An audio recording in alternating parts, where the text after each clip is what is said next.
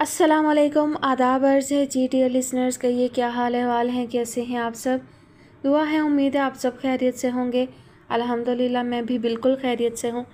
Novel की next episode के साथ हाजिर हूँ। नावल की फरमाइश हमसे की है रंजना गुप्ता और सैफुल्ला ने। नावल का नाम है रेखसारे तमन्ना, मुसन्निफ़ा है माहा मलिक। किस्त number 29, second last episode. Ashir ने गर्दन घुमाकर उसे देखा। वो न जाने किस वक्त गहरी नींद में चली गई थी। उसकी सांसों का ज़ेरोबम उसकी पुरसकून और गहरी नींद का कमास था। वह तकिए के सहारे थोड़ा सा नीम दराज होकर बैठा। फिर उसने बहुत आहिस्तगी से साइड टेबल की दराज खोलकर सिगरेट का पैकेट और लाइटर निकाला और सिगरेट सुलगाकर एक गहरा कश लिया। रगों पैर में सुकून की लहर फैल गई थी। एक अरसे से वो जिस वहशत का शिकार था, उससे छुटकारा मिल जाने का एहसास बहुत ताकतवर और ख़ूबसूरत था। अपनी ख्वाबगाह में नरम गरम बिस्तर पर अपनी मोहब्बत में दीवानगी की हदों को छूती रफ़ीक़े हयात के साथ मौजूद होने का एहसास, सुकून और तमानियत के इस जायके को वो इतना तरसा था कि तकरीबन भूल ही चला था। उसने एक मरतबा फिर सोई हुई एकान पर नज़र डाली, जो सब कुछ भूल भाल कर इस तरह सो रही थी गोया इस कमरे से बाहर मौजूद दुनिया से उसका कोई ताल्लुक़ है, ना लेना देना। उसे अपने बच्चे तक याद ना थे। अज़रा बेगम को फ़ोन पर अपनी खैरियत की इतला देकर और बच्चों की खबरगिरी करने की इस्तदा करके वो मुतमईन थी। उधर हयात विला में तो इस खबर को जिसने भी सुना था, उसने फिलफौर अपने माने हुए नफल अदा करने के लिए जाए नमाज बिछाई थी। यहाँ के हर मकीन के लिए ये एक रूह अफ़ज़ा पैगाम था। एक ढहकर ज़मीन पर आता हुआ घर फिर से अपनी बुनियादों पर इस्तवार हो गया था। जितना सजदा शुक्र बचा लाया जाता वो कम था। आशिर ने साइड टेबल पर से मोबाइल उठाया और किसी का नंबर मिलाया। दूसरी जानिब से फ़ौरन फ़ोन रिसीव किया गया था। नई ज़िंदगी मुबारक हो, चहकती हुई आवाज़ में कहा गया। I am really thankful to you, वो ममनूनियत से बोला। जाने दो, वो सब कुछ मेरी वजह से हुआ था, सो इसे ठीक करना भी मेरी ज़िम्मेदारी थी। एनीवेज़, मेरी दुआएं तुम्हारे लिए हैं। दूसरी जानिब चंद लम्हों के लिए खामोशी छा गई। और मेरी तुम्हारे लिए, उसके लहजे में अफसुर्दगी थी। आशिर कॉल डिस्कनेक्ट करके चंद लम्हे सेल फ़ोन होठों से लगाए कुछ सोचता रहा था। फिर थोड़ी देर बाद उसने दोबारा एक नंबर मिलाया। हेलो फूफा जी, राफ़ी की चहकती हुई आवाज़ सुनाई दी थी। फूफी बखैर? आशिर धीरे से हंस दिया। बिल्कुल, वो बोला था। Any problem? बिल्कुल भी नहीं। ट्रीट पक्की? 100%। ओके, सी यू, अल्लाह हाफिज़। अल्लाह हाफिज़। आशिर ने कॉल डिस्कनेक्ट करके सेल बराबर में डाल दिया। सोई हुई एकान कदरे चौंक कर जागी थी। उसने जैसे घबरा कर बराबर में आशिर की मौजूदगी का यकीन किया। फिर उसके एहसाब मामूल पर आए। सो जाओ एकान, आशिर नरमी से बोला। उसने बच्चों की सी ताबेदारी से सर वापस तकिए पर डालकर आंखें मूंदी थीं। दोनों के माबैन मुलाकात को करीबन 7-8 घंटे गुजर चुके थे, लेकिन दोनों जानिब से किसी गिले शिकवे, शिकायत या इल्ज़ाम तराशी का नामो निशान ना था। वो यकायक जैसे थे कि तफसीर बन गए। एकान सरापा मोहब्बत थी, लेकिन खामोश थी, बिल्कुल खामोश। आशिर पुरसकून और मुतमईन था, जैसे कुछ कहना, कुछ सुनना ना चाहता हो। एकान ने उसे लीज़ा से मुलाकात का अहवाल ज़रा ना कहा था, यूँ जैसे वो बगैर कुछ जाने बूझे यूँ ही हार मानकर चली आई थी। आशिर ने उसे जापान से पाकिस्तान तक चले आने के पीछे किसी पछतावे, तासुफ़ या शिकस्त का इजहार ना सुनाया था। लीज़ा का जिक्र दोनों में से किसी ने भी नहीं किया था। दोनों चाहते थे कि वो हार कर भी ना हारे। दोनों ही चाहते थे कि वो बाज़र्फ़ फ़तहयाब हों। दोनों ही मोहब्बत के इम्तिहान में हारे थे और अपनी अपनी नज़र में सुरखरू रहना चाहते थे। आशिर जानता था कि एकान के यूँ चले आने में उसकी फ़राख़ दिली का हाथ ना था। एकान समझती थी कि वापस पलटकर फ़राख़ दिली का सबूत उसने दिया है। आशिर ने उसे आखिर तक नहीं पुकारा था। मोहब्बत लबों पर गहरी मानी खैज़ मुस्कुराहट लिए बादल नाखास्ता किसी पारीना दुआ की ताकत से मजबूर होकर लौटी ज़रूर थी, मगर चुप चुप थी। एकान सो रही थी और आशिर चुपचाप सिगरेट फूंक रहा था। वहाँ से बहुत दूर अपने बेडरूम में नीम दराज मोबाइल पर कोई गेम खेलते हुए राफ़े का जहन गेम में महव ना था। वो एकान के बारे में सोच रहा था, वो आशिर के बारे में सोच रहा था, वो अपने बारे में सोच रहा था। तकदीर और किस्मत जैसी चीज़ों के मुतालिक वो पहले कभी इतना संजीदा ना हुआ था। आज उसे पक्का यकीन हो चला था। आप किस्मत से मुंह फेरते रहिए, वो घूम घूम कर आपके सामने आती रहेगी। اس کی ذرا سی پلاننگ سے ایک گھر ویسا ہی بن گیا تھا جیسا وہ بنانا چاہتا تھا، لیکن یہ قسمت کو منظور تھا، سو ہوا، اور اس کی شدید کاوشوں کے باوجود بھی دل کا نگر ویسے نہ بس سکا جیسے وہ بسانا چاہتا تھا۔ قسمت کو نامنظور تھا۔ اب وہ روٹھی تقدیر کے سامنے گھٹنے ٹیکے بیٹھا تھا، لیکن وہ بے رخی سے منہ موڑے کھڑی تھی۔ اب کیا ہونے جا رہا تھا، کس کو علم تھا؟ گیلے بالوں میں بے دھیانی سے برش پھیرتے ہوئے وہ آسمان کی وسعتوں کو کھوج رہی تھی۔ اس کی بے چین متلاشی نگاہیں جیسے افق کے پار کسی کو ڈھونڈنا چاہتی تھیں۔ اپنی ہستی اسے ایک جگسا پزل کی مانند لگ رہی تھی، جس کے تمام حصے مل جانے کے بعد بھی ٹھیک طرح سے جڑ نہیں پائے تھے، جیسے چند حصے آگے پیچھے ہو رہے تھے۔ ربیہ، شہلا نے اسے آواز دی تھی۔ کھڑکی میں کھڑی ربیہ چونک کر بال سمیٹتے ہوئے پلٹ آئی۔ جی آپی، وہاں کھڑی کیا سوچے جا رہی ہو؟ شہلا نے محبت سے اسے دیکھا اور منیزہ بیگم کا چہرہ ٹیشو سے صاف کرنے لگی۔ وہ انہیں سوپ پلا رہی تھی۔ مجھے تو جب سے علم ہوا ہے تب سے تمہیں دیکھتے ہی پیار آنے لگتا ہے۔ عزیز تو تم پہلے بھی بہت تھی، اب تو عزیز تر ہو گئی ہو۔ ربیہ نے آگے بڑھ کر شہلا کے کاندھوں پر ہاتھ رکھ دیے۔ میرے دل سے پوچھیے آپی، میں نے کبھی بھی آپ لوگوں کو پرایا یا غیر نہیں سمجھا، لیکن امی سے ملنے کے بعد ان کے حوالے سے آپ میرے کتنے اپنے ہو گئے ہیں، میں شاید سمجھا نہ سکوں۔ ایسا لگتا ہے میرے وجود کے گمشدہ حصے اچانک مل کر میری ذات کی تکمیل کر گئے ہیں۔ بولتے بولتے اس کی آواز رندنے لگی تو وہ یکلخت خاموش ہو گئی تھی۔ ربیہ، منیزہ بیگم نے بازو پھیلائے۔ ربیہ بے اختیار آگے بڑھ کر ان سے لپٹ گئی تھی۔ منیزہ بیگم نے اس کے سر کو چوم لیا۔ ہائے ربیہ، اب تو مجھے جیلسی ہونے لگی ہے، انیکا شرارت سے بولی۔ جانتی ہو، امی کی محبت کا یہ بے اختیار اظہار صرف میرے لیے ہی مخصوص تھا۔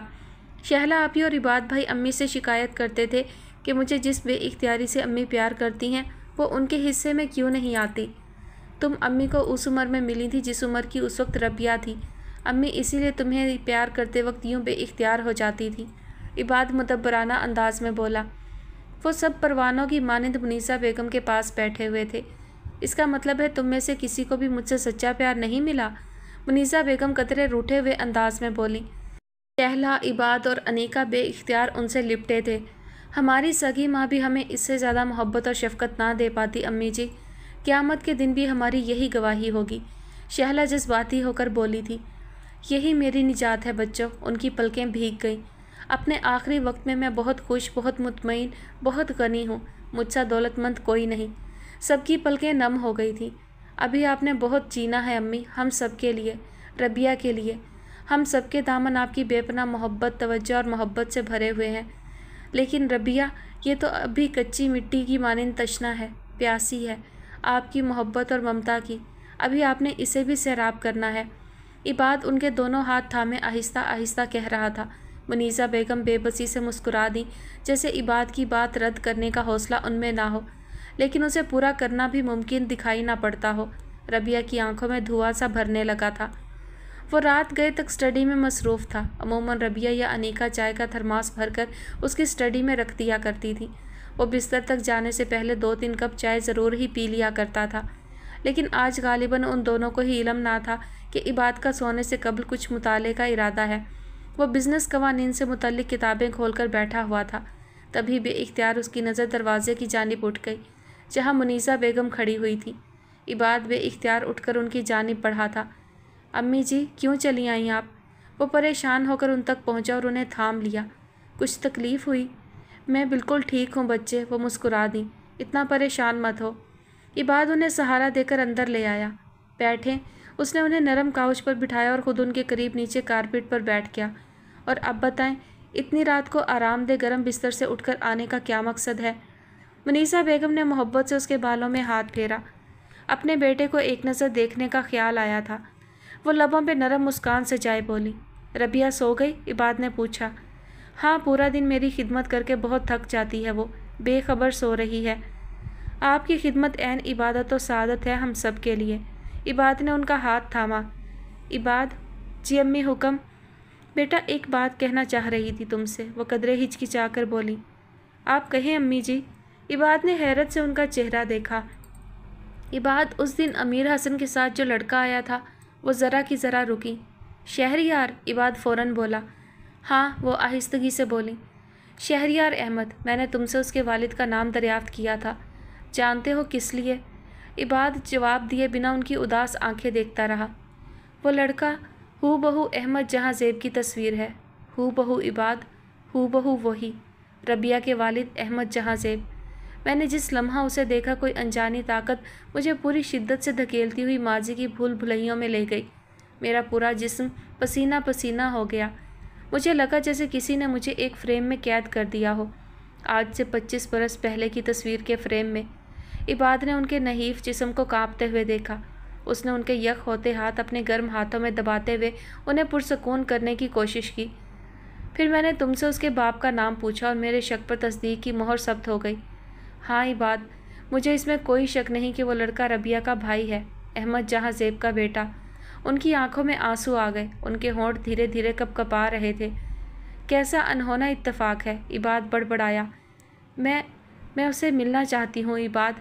اگر واقعی وہ ربیہ کا بھائی ہے تو ان رشتوں کو ملنا چاہیے۔ ربیہ کو اپنے بھائی سے، اپنے باپ سے ملنا چاہیے۔ ان کا لہجہ بھرا گیا۔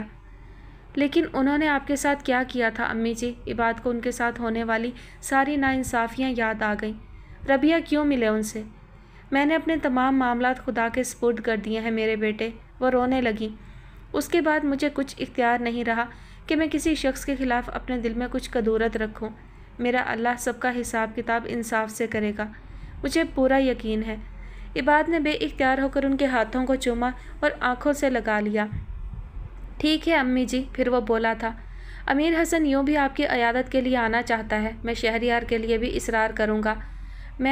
میں کل ہی انہیں بلواتا ہوں، اس نے انہیں تسلی دی۔ شام سترنگی چنریا اوڑھ کر حیات ولا میں اتری تھی۔ وسیع و عریض رقبے کے حامل پورے گھر پر تازہ رنگ و روغن کے بعد ہونے والی لائٹنگ نے ایک عرصے کے بعد کونے کونے کو رونق اور دلکشی کا اچھوتا احساس بخشا تھا۔ جا بجا دھنک کے سبھی رنگ بکھرے ہوئے معلوم ہو رہے تھے۔ عمارت کے پچھلے وسیع لان کو خاص طور پر سجایا گیا تھا۔ یہاں بیک وقت 3 دلہنوں کی رسم مہندی کا انتظام کیا گیا تھا۔ رنگین کناتے باندھ کر کرسیاں بچھا دی گئی تھیں۔ کرسیوں کے درمیان میں اسٹیج اس طرح بنایا گیا تھا کہ ہر طرف سے مہمان رسمیں وغیرہ دیکھ سکیں۔ شام بھی اتری ہی تھی لیکن تمام لائٹس آن تھیں۔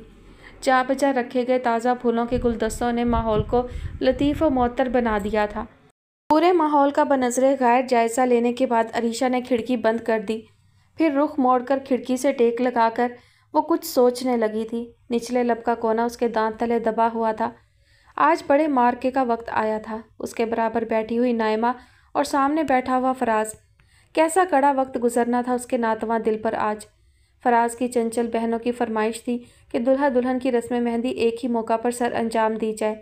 بزرگوں نے بھی بچوں کی خوشی کا خیال کرتے ہوئے نہ صرف اجازت دے دی تھی بلکہ نافے کی رسم مہندی بھی اسی وقت کرنے کا فیصلہ کر لیا تھا۔ عریشہ، ماہین کی حیرت بھری آواز پر وہ چونکی تھی۔ وہاں کھڑی کیا کر رہی ہو؟ میں نے تمہارا جوڑا واش روم میں لٹکا دیا ہے، نہا کر پہن لو۔ عریشہ نے خاموشی سے اس بات میں سر ہلایا۔ ماہین اس کے قریب آ گئی، پھر اس نے پیار سے بہن کی ٹھوڑی کو چھوا۔ تینوں دلہنوں میں میری بہن لاجواب ہوگی، دیکھ لینا آج پیلا جوڑا کیسا غضب ڈھائے گا۔ عریشہ کے لبوں پر ایک نہ سمجھ میں آنے والی مسکراہٹ نمودار ہوئی تھی۔ غضب ہی تو ڈھانا ہے، اس نے سوچا تھا۔ پھر وہ خاموشی سے واش روم کی جانب بڑھ گئی تھی۔ کھانے اور دیگر انتظامات کا جائزہ لینے کے بعد وہ نہانے کے ارادے سے تھکا ہوا سا کمرے میں داخل ہی ہوا تھا کہ یکایک ٹھٹک کر رک جانے کے تمام لوازمات نگاہوں کے سامنے آئے تھے۔ شہلا گہرے زرد رنگ کی بنارسی ساڑی زیبتن کیے سراپا ناز بنی کھڑی تھی۔ وہ کلائی میں موتیے کے مہکتے پھولوں کا گجرا پہننے کی کوشش کر رہی تھی۔ خود پر عزت جبر کر کے بھی ہاشم اس منظر سے آزاد ہونے میں ناکام ٹھہرا اور ٹکٹکی باندھ کر اپنے کام میں منہمک شہلا کو دیکھے گیا۔ گہرا زرد رنگ اس نے شاید پہلی مرتبہ پہنا تھا اور اس رنگ میں وہ کس قدر حسین نظر آتی تھی شاید اسے خود بھی احساس نہ تھا۔ کمر تک آتے سیاہ گھنیرے چمکیلے بال اس نے کئی دنوں بعد یوں سنوار کر کھلے چھوڑے ہوئے تھے۔ بالوں میں لگائی ہوئی ڈھیروں ڈھیر موتیے کی لڑیاں اس کے دونوں کاندھوں پر بکھری ہوئی تھیں۔ گلے میں سچے موتیوں کا گلو بند اور کانوں میں آویزیں تھے۔ خوبصورت آنکھوں کو مسکارے اور لائنر نے مزید قاتل بنا دیا تھا۔ ہونٹوں پر گہری سرخ لپسٹک تھی۔ اتنا چمکدار مہکتا روپ تو ہاشم نے شاید سہاگ رات کو بھی محسوس نہ کیا تھا۔ یکایک اس کا جی چاہا کہ وہ اپنی دیوانی محبت سے شہلا کا سارا روپ بگاڑ دے، اس کے نقص سے درست انداز کو بکھیر سا دے۔ شہلا اچانک چونکی تھی۔ ارے آپ کب آئے؟ ہاشم کے خود میں لوٹنے میں چند لمحے لگے۔ میں بس ابھی۔ انتظامات مکمل ہیں؟ وہ گجرا لیے اس کے قریب چلی آئی۔ ہاں بالکل، رافع نے سبھی کچھ اپنے ہاتھ میں لیا ہوا ہے۔ اس نے بالوں میں انگلیاں چلائیں۔ اچھا یہ ذرا گجرا تو بند کر دیں۔ شہلا نے کلائی آگے کی تھی۔ ہاشم نے کسی معمول کی مانند گجرا لیا تھا۔ شہلا کے مخصوص پرفیوم کی دلکش مہک نے اسے اپنے حصار میں لے لیا۔ ہاشم نے اسے گجرا پہنا دیا۔ شہلا نے اس کے جذبوں کی گرمی کو بالآخر محسوس کیا تھا۔ اس نے لمحہ بھر کے لیے نظریں اٹھائیں، پھر فوراً ہی جھکا لیں۔ راز و نیاز کرتی ان آنکھوں سے باتیں کرنا اس کے لیے کار دشوار تھا۔ موبائل کی بیپ نے دونوں کو کسی پرفسوں لمحے کی گرفت سے آزاد کیا تھا۔ شہلا چونک کر موبائل کی جانب بڑھی۔ ہاشم اس کی پشت پر بکھرے بالوں کو دیکھتا ہوا ڈریسنگ روم کی جانب بڑھ گیا تھا۔ ہیلو، شہلا نے کال ریسیو کی تھی۔ الماری سے اپنا ہینگ کیا ہوا کرتا شلوار نکالتے ہوئے ہاشم کے ہاتھ تھم گئے۔ اس نے شہلا کی بہت دلکش مترنم ہنسی کی آواز سنی تھی۔ اس ہنسی میں اس کے روپ سے بڑھ کر تازگی پوشیدہ تھی۔ ہاں زندگی، بولو، میں تمہارے ہی فون کی منتظر تھی۔ ہاشم نے لمحہ بھر کے لیے اپنی آنکھیں بند کریں۔ ایسا لہجہ، ایسے الفاظ کبھی اس کا بھی مقدر بنتے۔ بہت تنگ کرنے لگے ہو مجھے، خفا ہو گئی تھی میں تم سے۔ وہ باتیں کرنے کے ساتھ ساتھ کمرے میں چل پھر کر چیزیں بھی ان کی جگہوں پر رکھ رہی تھی۔ میری جان، میں نے کبھی تم کو خود سے دور محسوس کیا ہی نہیں، پھر بھی تمہیں دیکھنے کو، پیار کرنے کو میرا دل تڑپتا ہے۔ تمہارا دل نہیں کرتا اپنی مما سے ملنے کو؟ ہاشم کے لبوں سے گہری سانس آزاد ہوئی۔ بس کچھ وقتی مصروفیات ہیں، پھر مما ہوں گی اور مما کا بیٹا۔ وہ ہنستے ہوئے تولیہ لٹکانے کے ارادے سے ڈریسنگ روم میں آئی تھی۔ ہاشم کو ہنوز وہیں کھڑا دیکھ کر وہ ٹھٹک گئی۔ ہاشم قدرے خفیف سا ہو کر واش روم میں چلا گیا۔ شہلا نے تولیہ لٹکایا اور کچھ سوچتے ہوئے عمر کی معصوم باتوں پر ہوں ہاں کرتے ہوئے باہر نکل آئی۔ لڑکیوں نے ڈھولک کی تھاپ پر روایتی گیتوں کا آغاز کیا تھا، جو کچھ ہی دیر بعد فلمی، علاقائی اور مختلف قسم کے گانوں سے ہوتے ہوئے شور شرابے اور پھبتیوں کا رخ اختیار کر گئے تھے۔ ہمیشہ کی طرح لڑکے بھی ڈفلیاں اور سیٹیاں لیے محفل میں شریک ہو گئے تھے اور وجود زن سے ہے تصویر کائنات میں رنگ کے نظریے کو الٹا ثابت کرنے کے لیے اپنی پوری توانائیاں صرف کر رہے تھے۔ ایکان کا جوش اور ولولہ عروج پر تھا۔ سب کی چھیڑ چھاڑ، شرارتوں اور شوخیوں کا برا منائے بغیر مفصل جواب دیتے ہوئے وہ جانے محفل نظر آ رہی تھی۔ گہرے سبز رنگ کے لباس میں اس کی خوبصورت رنگت لو دے رہی تھی۔ آنکھوں میں ایک عجب چمک تھی، جیسے آئینے کو بہت سی روشنیوں میں آئینے کے ہی مقابل لے آیا جائے۔ ڈھولک بجاتی، بلند لے میں آواز کا جادو جگاتی، وہ طلسماتی حد تک حسین لگ رہی تھی۔ مسکراتی نظروں سے اسے دیکھتے ہوئے رافع کسی کام کا خیال آ جانے پر پلٹ رہا تھا جب عاشر سے ٹکراتے بچا۔ دیکھ کر بھائی، عاشر نے اسے بازوؤں سے تھاما۔ کہاں کھوئے ہوئے ہو؟ رافع نے معنی خیز نظروں سے اسے دیکھا۔ اپنی پھوپھی جان کا بدلا بدلا خوبصورت روپ دیکھ کر خوش ہو رہا ہوں۔ روپ تو پھوپھا جان آپ کا بھی دمک رہا ہے، اس نے کلین شیو ہوئے نقشک سے تیار عاشر پر غور کرتے ہوئے کہا۔ دونوں نے قہقہہ لگایا تھا۔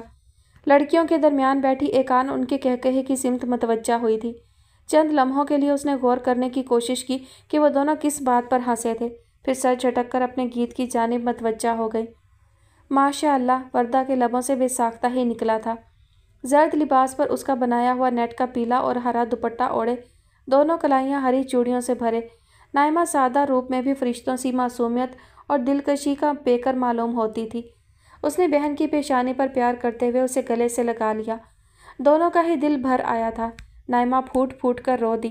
وردہ نے خود پر کڑا ضبط کر کے آنسوؤں کو اپنے اندر ہی اتارا اور نائمہ کا چہرہ صاف کرنے لگی۔ بری بات ہے، اس نے چھوٹی بہن پر رعب جمانے کی ناکام سی کوشش کی۔ امی نے اگر تمہیں یوں نیر بہاتے دیکھ لیا تو وہ اپنا ضبط کھو بیٹھیں گی۔ اگر تم چاہتی ہو کہ امی خوشی خوشی تمہیں وداع کریں تو اپنے آنسوؤں پر قابو رکھنا۔ آپ ہی، وہ روندھے ہوئے لہجے میں بولی، امی کے لیے ہی یہ پل صراط پار کر رہی ہوں، صرف ان کی خوشی کے لیے۔ بری بات، ایسے مت کہو، فراز اچھا لڑکا ہے، خوش رکھے گا تمہیں۔ ذرا سی غلط فہمیوں سے زندگی کی مضبوط بنیادوں کا کچھ نہیں بگڑتا۔ ہر طرح کے وہم اور وسوسے دل سے نکال کر نئی زندگی کی شروعات کرنا۔ مجھے اپنی پرواہ نہیں، اس نے سوں سوں کرتے ہوئے سر ہلایا، صرف امی کا خیال ہے۔ آج احساس ہو رہا ہے کہ ماں دنیا کی سب سے بڑی نعمت ہے اور اس سے یوں جدا ہونا لڑکیوں کے نصیب میں لکھا ہوتا ہے۔ یہ دکھ نئی خوشیوں کی اساس ہوتا ہے نائمہ۔ ہاں، اگر خوشیاں مقدر میں ہوں تو میں تو خوف اور وسوسوں سے بھری انجانی دنیا میں قدم رکھنے جا رہی ہوں۔ مجھے تو یہ جدائی اور بھی مشکل معلوم ہو رہی ہے۔ اتنے عرصے بعد آج وہ بہن کے سامنے کھل کر بول رہی تھی کہ دل کا بوجھ آج سوا معلوم ہوتا تھا۔ میری بہن بہت بہادر، بہت ہمت والی ہے۔ تم نے جس صاف دلی اور ثابت قدمی سے یہ محاذ لڑا ہے، اللہ تمہیں ضرور اس کا اجر دے گا۔ جو دوسروں کے پردے رکھنا جانتا ہے، خدا اسے ہر مشکل سے بچاتا ہے۔ وردہ نے اس کے دل کا بوجھ کم کرنے کی بھرپور کوشش کی۔ نائمہ گہری سانس بھر کر کچھ سوچنے لگی تھی۔ پنڈال میں سبھی آ چکے تھے، اب صرف فراز کے گھر والوں کا انتظار تھا۔ نافع کے مخصوص بے تکلف دوستوں کو انتظامات دیکھنے کی ہدایت کرتا ہوا رافع ہاشم کو ڈھونڈنے چلا ہی تھا کہ ٹھٹک کر رک گیا۔ شہلا کی ہمراہی میں انیکا اور ربیہ آ رہی تھیں۔ رافع نے سوچا کہ وہ مڑ جائے یا وہ ان سے کترا کر گزرے یا پھر 2 گھڑی ٹھہر کر اس سے کلام کر لے۔ دل نادا نے لمحہ بھر میں کئی صورتوں پر غور کیا۔ ربیہ کا دل اسے یوں راہ میں حائل دیکھ کر مختلف لے پر دھڑکا تھا۔ اس نے سوچا وہ رکے بغیر شہلا اور انیکا کے ساتھ سر جھکا کر گزر جائے، یا یوں ظاہر کرے جیسے اسے دیکھا ہی نہیں، یا پھر اس کے پاس ٹھہر کر اس کا حال پوچھے۔ دونوں اپنی اپنی سوچوں میں گم ایک سی کیفیت کا شکار تھے۔ اچانک دونوں ہی چونکے تھے۔ شہلا اور انیکا اپنی دھن میں باتیں کرتی کب کی آگے نکل گئی تھی۔ ربیہ نہ جانے کب اور کیسے وہیں ٹھہر گئی تھی۔ ڈھیر ساری روشنی اور خوشبوؤں کے حالے میں بس وہی دونوں وہاں کھڑے رہ گئے تھے۔ آپ، ربیہ نے بے ساختہ ہی گھبرا کر کہا۔ آپ، رافع نے چونک کر بے ساختگی سے کہا۔ کیسے ہیں آپ؟ پھر دونوں ایک ساتھ بولے تھے۔ پھر دونوں کو ہی اس عجیب سی صورتحال پر ہنسی آ گئی۔ بہن اور بھائی کی شادی مبارک ہو، ربیہ بولی۔ شکریہ۔ مزید رکنے کا کوئی جواز نہ تھا۔ ربیہ سر جھکا کر آگے بڑھ گئی۔ رافع کو یکایک یوں محسوس ہوا جیسے ساری روشنی اور خوشبوئیں اس کے قدموں سے بندھی تھیں۔ اس کے ساتھ پورا منظر ہی جانے لگا۔ ربیہ، وہ بے ساختہ پکارا۔ ربیہ کے قدم تھم گئے، وہ پلٹ کر دیکھنے لگی۔ چند قدموں کے فاصلے پر کھڑا وہ صحرا میں بادل کی مانند تھا، وہ کسی سراب کی مانند تھا۔ اس کی نظروں کی وہ تابناکی صرف اس کے لیے تھی یا سبھی کے لیے تھی؟ اس کے لبوں کی وہ مہربان مسکراہٹ اس کے دیدار کی عطا تھی یا ہمیشہ وہ لب یوں ہی مسکراتے تھے؟ زندگی سے لگتے ہو، زندگی سے ملتے ہو، ایسی ہی خوشی سے کیا ہر کسی سے ملتے ہو؟ خوابوں سے سجی دنیا ایک تمہارے آنے سے، روشنی سے لگتے ہو، چاندنی سے ملتے ہو۔ اپنے درمیان ایک مقناطیسی کشش کے زیر اثر دونوں اپنی اپنی جگہ کھڑے عجیب کیفیت کا شکار تھے۔ دفتن زوردار آوازوں کے ساتھ آسمان رنگ برنگی روشنیوں سے جگمگا اٹھا تھا، اور ربیہ اور رافع جیسے کسی طلسم سے آزاد ہوئے۔ ربیہ نے گھبرا کر آسمان کی طرف دیکھا جو بہت خوبصورت معلوم ہو رہا تھا۔ رافع تیزی سے باہر کی جانب بڑھا تھا۔ یہ فراز کے گھر والوں کی آمد کا اعلان تھا۔ امی جی، عباد نے انہیں پکارا۔ منیزہ بیگم کی بند پلکوں میں لرزش سی ہوئی، نہ جانے وہ سوئی ہوئی تھیں یا کسی گزشتہ یاد کا عکس ان کی نم پلکوں پر لرزاں تھا۔ جی بیٹے، کہیے۔ ان کا لہجہ بھی بھیگا بھیگا سا تھا۔ امیر حسن اور شہریار احمد آئے ہیں، عباد نے سہارا دے کر انہیں بٹھایا۔ آپ کو ڈرائنگ روم میں لے چلوں؟ نہیں، وہ تھکے تھکے سے انداز میں بولی تھی۔ انہیں یہیں لے آؤ، اپنے ہی بچے ہیں۔ جی بہتر۔ عباد باہر کی جانب بڑھ گیا تھا۔ انہوں نے امیر حسن اور شہریار احمد کو خاص طور پر اسی وقت بلوایا تھا۔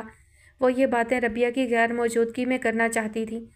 وہ نہیں چاہتی تھی کہ اس پر کسی ایسی بات کا انکشاف ہو جو اس کے نازک دل کو مزید ٹھیس پہنچانے کا باعث بنے۔ عباد کی ہمراہی میں وہ دونوں اندر داخل ہوئے تھے۔ دونوں نے انہیں بہت احترام سے سلام کیا اور ان کی خیریت دریافت کی۔ میں بالکل ٹھیک ہوں بچوں، اللہ تمہیں صحت تندرستی عطا فرمائے، خوش رکھے۔ بیٹھو امیر حسن۔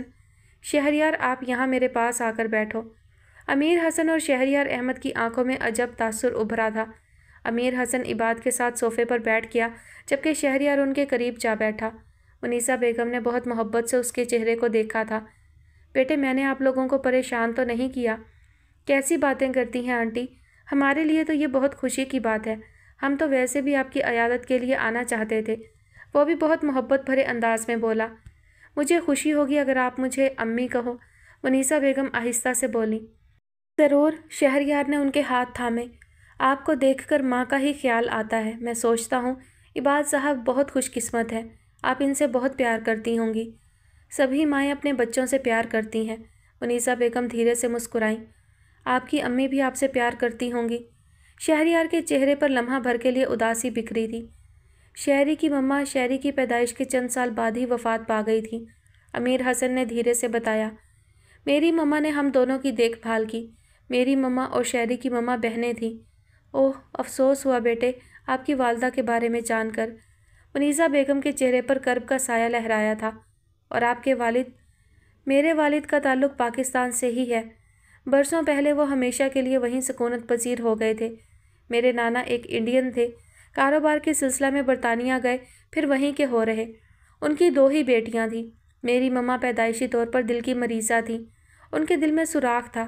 ایسے میں ان کی ملاقات میرے بابا احمد جہاں زیب سے ہوئی، جنہوں نے یہ حقیقت جانتے ہوئے بھی کہ مما کی زندگی کا کوئی اعتبار نہیں، مما کو اپنا رفیق سفر بنا لیا۔ نہ جانے کیوں وہ شروع سے کہتے ہیں کہ ان کے دل میں بھی سوراخ ہے، اسی لیے انہوں نے مما سے شادی کی۔ حالانکہ یہ غلط ہے، ڈاکٹرز کے مطابق ان کا ہارٹ بالکل پرفیکٹ ہے، پھر بھی نہ جانے کیوں بابا اپنی بات پر اٹل ہیں۔ انہیں وہم ہے کہ وہ دل کے مریض ہیں۔ شہریار احمد سادگی سے کہے جا رہا تھا۔ عباد نے اپنی ماں کی پلکوں پر ستارے سے چمکتے دیکھے۔ پچھلے چند سالوں سے انکل پیرالائز ہیں۔ امیر حسن گویا ہوا۔ وہ صرف اشارے سے اپنا مدعا بیان کر سکتے ہیں۔ ایسا لگتا ہے جیسے کچھ ہے جو اندر ہی اندر انہیں گھلاتا ہے، لیکن انہوں نے کبھی کسی سے کچھ کہا نہیں، شہری سے بھی نہیں۔ لیکن میں جانتا ہوں بابا کے ماضی کے متعلق، مجھے ان کے ایک بہت گہرے دوست نے بہت کچھ بتایا ہے، شہریار نے بہت سکون سے کہا۔ پھر اس نے منیزہ بیگم کا چہرہ دیکھا۔ حقیقت یہ تھی کہ عباد نے ان دونوں کو اعتماد میں لے کر سبھی کچھ بتایا ہوا تھا، اور شہریار نے بہت سی باتوں کی تصدیق بھی کی تھی، لیکن منیزہ بیگم کے کتھارسس کے لیے وہ لوگ دھیرے دھیرے ساری باتیں کر رہے تھے۔ کیا بتایا انہوں نے آپ کو؟ منیزہ بیگم نے بے چینی سے پوچھا۔ بابا پاکستان چھوڑ کر گئے تو وہ غیر شادی شدہ نہ تھے۔ انہوں نے ایک کرسچن خاتون کو مسلمان کر کے ان سے شادی کی تھی، لیکن بعد میں غلط فہمی کا شکار ہو کر انہیں ڈیورس دے دی تھی۔ ایک آنسو منیزہ بیگم کی آنکھ سے بہہ کر ان کی گردن کی جھریوں میں کھو گیا۔ بہت ضبط سے انہوں نے باقی اشکوں کو اپنے اندر ہی سمیٹ لیا۔ آپ کے بابا جانتے ہیں کہ انہیں غلط فہمی ہوئی تھی؟ بہت سی آہوں اور سسکیوں کا گلا گھونٹتے ہوئے انہوں نے دھیرے سے پوچھا۔ جی ہاں، شہریار بھرپور اعتماد سے بولا۔ وہ جانتے ہیں کہ انہیں غلط باتیں بتائی گئی، انہیں اصل رستے سے بھٹکایا گیا تھا، ان سے جھوٹ در جھوٹ بولا گیا تھا، اور ایسا کرنے والا کوئی اور نہیں، ان کی اپنی ماں اور بہن تھی۔ الحمدللہ، منیزہ بیگم نے زیر لب کہا اور آنکھیں بند کر کے سکون کا گہرا سانس لیا۔ شہریار، امیر حسن اور عباد نے ایک دوسرے کی جانب دیکھا۔ کئی پل یوں ہی گزر گئے۔ منیزہ بیگم کی بند پلکوں میں جنبش نہ ہوئی۔ امی جی، عباد گھبرا سا گیا۔ منیزہ بیگم نے آنکھیں کھول کر اس کی جانب دیکھا اور سکون و اطمینان سے مسکرائیں۔ عباد کو تسلی ہوئی۔ ادھر آؤ بیٹے، میں آپ کی پیشانی چومنا چاہتی ہوں۔ انہوں نے شہریار کی جانب ہاتھ بڑھائے، وہ فوراً ان کی طرف جھکا تھا۔ منیزہ بیگم نے اس کی پیشانی پر محبت سے بوسہ دیا اور اسے سینے سے لگا لیا۔ میں تمہاری ماں ہوں شہریار، مجھے اپنی ماں سمجھو، میں تمہاری بہن کی ماں ہوں۔ شہریار کی آنکھوں میں آنسو آ گئے، اس نے ان کے گرد بازوں کا حلقہ بنا لیا۔ انسان بہت ناشکرا اور جلد باز ہوتا ہے۔ پھر وہ بولی تھی، کبھی میں ایک بیٹی کے چھن جانے پر تڑپ تڑپ کر روتی تھی، اور آج میری ممتا کو سیراب کرنے کے لیے میری اتنی بیٹیاں اور بیٹے میرے پاس ہیں۔ امیر حسن بھی اپنی جگہ سے اٹھ کر ان کے قریب آ بیٹھا تھا۔ منیزہ بیگم نے اسے بھی پیار کیا۔ میری بیٹی بہت امتحانوں سے گزری ہے، خدا نے اسے سبھی آزمائشوں میں سرخرو کیا، اسے سبھی رشتے عطا کیے۔ اے میرے رب، تیرا شکر ہے۔ وہ اپنے سچے رب کی بے پایاں عنایتوں پر شکر گزار تھی۔ اس نے خود کو کوئلے کی طرح دہکتا محسوس کیا تھا۔ اس کے بائیں جانب ثانیہ تھی، اسی کی طرح زرد پیرہن میں ملبوس۔ بائیں جانب نائمہ تھی، جس کا چمکتا روپ اس کے گھونگھٹ کی آڑ سے بھی اپنی روشنیاں بکھیر رہا تھا، اور اس کے عین مقابل صوفے کے بیچوں بیچ فراز ایستادہ تھا، میرون خوبصورت شیروانی زیب تن کیے۔ وہ بہت پرتمکنت اور پرکشش نظر آ رہا تھا۔ عریشہ کو احساس ہوا کسی نے اسے نگاہیں جھکانے کی ہدایت کی ہے۔ پھر اسے احساس ہوا کہ وہ ٹکٹکی باندھ کر فراز کو دیکھ رہی تھی۔ اس نے بدقت تمام نظریں جھکائیں۔ فراز کے گھر والوں نے عین وقت پر نکاح کی اجازت طلب کر لی تھی، تاکہ شادی کی تقریب میں وقت بچانے کا اہتمام کیا جا سکے۔ کسی کو اس سلسلے میں کوئی اعتراض نہ تھا، سو مختصر سے وقت میں اس ضروری کام کو خوش اسلوبی سے سر انجام دے لیا گیا تھا۔ نائمہ فراز کی منقوحہ ہو چکی تھی۔ اس کے دل کی کیا حالت تھی عریشہ کو علم نہ تھا، لیکن اس کا اپنا دل کوئلے کی مانند دہک دہک کر راکھ میں تبدیل ہوا جا رہا تھا۔ उसका जी चाहता था कि इस शरर से वो नाइमा के घूंघट को आग लगाकर उसे भी राख बना डाले। सामने बैठे मुतमईन और खुशखुरम फराज का गिरेबान तार तार करके उसके चेहरे पर थप्पड़ बरसाए और अपने दिल को बर्बाद करने की वजह पूछे। वो सुलग रही थी। तभी नाफे आकर फराज के करीब बैठा था। जलती सुलगती अरीशा लम्हा भर के लिए ठिठक सी गई। उसने बहुत दिनों के बाद उसे देखा था या यूं बिलमुकाबिल देखा था। सफ़ेद शलवार और सिल्वर शेरवानी में गोरा चिट्टा नाफे इतना वजीह लग रहा था जैसे आधी रात को चांद की बजाय सूरज निकल आए। अरीशा को अपनी नज़रों पर एतबार ना आया। फराज के साथ बैठा हुआ नाफे वजाहत में फराज को भी मात दे रहा था। वह चूंकि अपनों में ही आकर बैठा था इसलिए उसके अंदाज में फराज का सा तकल्लुफ़ ना था। वह खुशबाश और बेफिक्र नज़र आता था। ये इज्तमाई शादी कौन करवा रहा है? अली ने स्टेज पर नज़र डालकर पूछा तो एक कहकहा पड़ा था। अजी कोई राज़ी हो तो आप भी बैठ जाइए, किसी कोने से आवाज़ आई। मज़ीद कहकहा बुलंद हुआ। मुझे शादी करनी है, राशन की कतार में नहीं लगना। काजी साहब ना हुए यूटिलिटी स्टोर वाले हो गए। उसकी बातों पर सभी के होंठों पर मुस्कान थी, सिवाय अरीशा के जो लब भींचे किसी पत्थर के बुत की तरह रस्में करवा रही थी। ठीक तरह से खाना, वर्दा ने कोने में प्लेट पकड़े खड़ी रबिया को हदायत की थी। ये क्या? फिर वो उसकी प्लेट में ज़रा से चावल और सलाद देख कर बोली, बी चिड़िया, इतना तकल्लुफ़ नहीं चलेगा, इधर लाओ प्लेट। रबिया ना कहती रह गई। वर्दा ने उसे रोस्ट पीस और कबाब ला कर दिए। मैं इतना नहीं खा सकती वर्दा, रबिया मिन्नत से बोली। मैं तो तकरीबन खा चुकी हूँ। चलो मैं तुम्हारे साथ खाती हूँ। दोनों करीब की मेज़ पर आ बैठीं। घर जाने से पहले मैं नाइमा को मुबारकबाद भी देना चाहती हूँ। रश में मुझे मौका ना मिल सका। काफ़ी गैदरिंग है ना, ख़ानदान भर से सभी को मदऊ किया गया है ना, फिर दोस्त अहबाब मिलने मिलाने वाले, यूँ एक बड़ी तकरीब बन गई। रबिया ने आहिस्तगी से सर हिलाया, फिर उसे कुछ ख्याल आया। आंटी राबिया मिली थी अभी? वर्दा ने सर उठाकर उसे देखा। वो आहिस्तगी से बोली। वो कह रही थी कि मैंने राफे से शादी से इनकार कर दिया है ना। वर्दा ने उसकी अधूरी बात मुकम्मल की। क्यों वर्दा, क्यों? रबिया के लहजे में एहतजाज था। क्या बुराई है राफे में? तुम बताओ। मैं? वो हैरान हुई।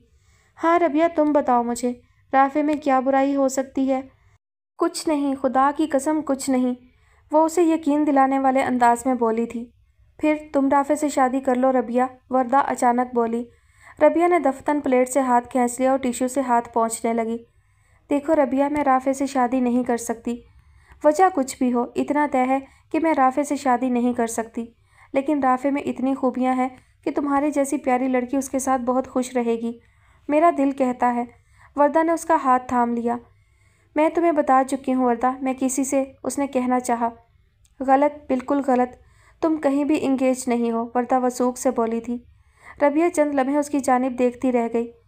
अजरा मामी बहुत अच्छी हैं रबिया, वो तुम्हारी दिल से कदर करेंगी। और राफे, वो तुम्हें चांद तारों से बढ़कर चाहेगा। तुम एक मर्तबा हाँ तो कहो, तुम्हारे और राफे के एक होने में कोई मुश्किल हायल ना होगी। वर्दा जज्बाती हो गई थी। लेकिन तुम ऐसा क्यों चाहती हो वर्दा? रबिया ने तहय्युर से उसकी आंखों में झांका। क्योंकि मैं तुमसे मोहब्बत करती हूँ। मैं चाहती हूँ तुम्हारा साथ एक अच्छे इंसान से जुड़े। मैं चाहती हूँ मेरे इनकार से राफे को मुझसे भी अच्छी लड़की का साथ मिले। मेरे इनकार का दुख इस ख़ानदान के दिल से मिट जाए, इसलिए मैं ऐसा चाहती हूँ। क्या तुम मेरी दोस्त नहीं हो रबिया? क्या तुम वैसी ही मोहब्बत मुझसे नहीं करती जैसी मोहब्बत मैं तुमसे करती हूँ? मैं तुम्हें इससे भी बढ़कर चाहती हूँ। रबिया धीरे से मुस्कुराई। फिर इनकार मत करो, तुम्हारे इनकार से मेरा दिल टूट जाएगा, प्लीज़। उसने अपने दोनों हाथ रबिया के हाथों पर रख दिए। रबिया तजब्जब और हैरानी से उसे देखने लगी। कैसी बातें कर रही हो वर्दा? इतना बड़ा फैसला मैं अकेले कैसे कर सकती हूँ? राफी जैसे लड़के का रिश्ता तो खुशनसीबी समझा जाता है। वर्दा की मुस्कान में क्या था, रबिया समझ ना सकी। तुम्हारे घर वालों को कोई एतराज़ ना होगा, मैं खुद मुनीज़ा आंटी से बात करूं? रबिया का दिल इस ख्याल से ही तेज़ तेज़ धड़कने लगा था। तुम पागल हो गई हो वर्दा, वो बमुश्किल इतना ही बोली। दोस्त तो हाथ पकड़कर खाई में छलांग लगा देते हैं, तुम इतने से पागलपन में मेरा साथ नहीं दे सकती? फिर कैसी दोस्ती? ये कैसी दोस्ती है कि मैं तुम्हारे मंगेतर से शादी कर लूँ? रबिया जिद हुई। वो मेरा मंगेतर नहीं है रबिया, वो सुकून से बोली। ये देखो, उसने अपने दोनों हाथ उसके सामने कर दिए। मेरी उंगलियों में कोई अंगूठी नहीं है और मेरे दिल पर कोई नाम नहीं है। रबिया उसका चेहरा देखती रह गई। आप अपने हुजला या रूसी में एक फ्रॉड धोखेबाज लड़की को लेकर जा रहे हैं। ये वो लड़की नहीं है جس سے آپ نے تاروں کی روشنی میں رات بھر باتیں کی تھیں۔ یہ وہ لڑکی نہیں ہے جو آپ کے دل دھڑکنے کا سبب تھی۔ یہ وہ لڑکی نہیں ہے جس سے آپ نے کولو قرار کیے تھے۔ یہ لڑکی اس کی آواز بنا سکتی ہے، اس کے الفاظ چرا سکتی ہے، اس جیسا دل نہیں لا سکتی۔ آپ کو دھوکہ دیا گیا ہے، آپ کی محبت کا مذاق اڑایا گیا ہے۔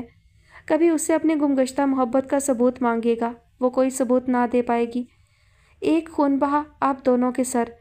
اس نے اپنے لکھے ہوئے میسج کو بارہا پڑھا، پھر فراز کے موبائل نمبر پر سینڈ کر دیا۔ اپنا لکھا ہوا میسج ڈیلیٹ کر کے اس نے موبائل کی سم نکال کر الگ رکھ دی۔